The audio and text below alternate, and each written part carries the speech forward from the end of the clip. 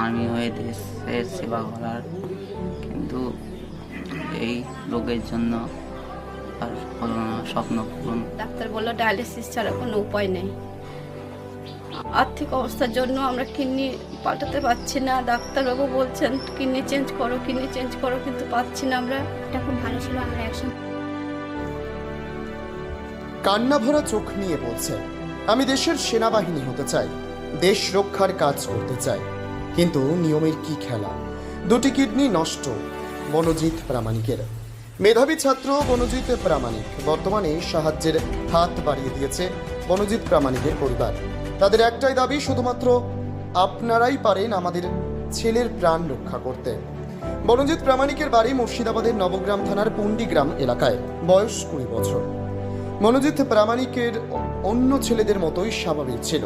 তারপর থেকেই হঠাৎ জ্বর, জ্বালা শুরু হয়। বিভিন্ন শারীরিক সমস্যা দেখা দিতে থাকে। অভাবের সংসারে চিকিৎসা করতে গিয়ে দেখে মনোজিৎ প্রামাণিকের দুটি কিডনি সম্পূর্ণ অকেজো হয়ে গেছে। ডাক্তারবাবুরা জানিয়েছেন একটাই মাধ্যম, জরুরি ভিত্তিতে কিডনি প্রতিস্থাপন। এই ঘটনা ইতিমধ্যেই নেট দুনিয়ায় ভাইরাল হয়ে গেছে। ইতিমধ্যেই সাহায্যের হাত বাড়িয়ে দিয়েছে বিভিন্ন সোশ্যাল মিডিয়া কন্টেন্ট ক্রিয়েটাররা। সোশ্যাল মিডিয়ায় পারে একটা ছেলের জীবন বদলে দিতে। পরিবারের মা বাবা কান্না ভরা চোখে সাহায্যের হাত বাড়িয়ে দেওয়ার কথা বলেন। আমাদের চ্যানেলের পক্ষ থেকেও সকলকে আবেদন, যে যেমন পারবেন ভিডিওতে দেওয়া বারকোডে দেবেন।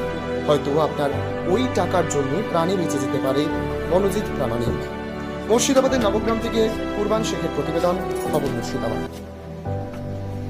জনকে জানো, আপনারা যে চায়ের দোকানে বসে চা খাচ্ছেন, হয়তো বিড়ি খাচ্ছেন, সেই পয়সাতে আমার ছেলেকে 2-5 টাকা দিয়ে সাহায্য করে আমার ছেলেকে সুস্থ করে তুলুন।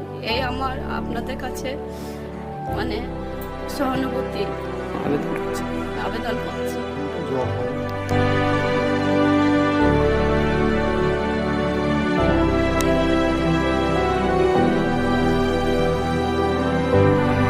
প্রামাণিক, আমার কিডনি রোগে আক্রান্ত আমি।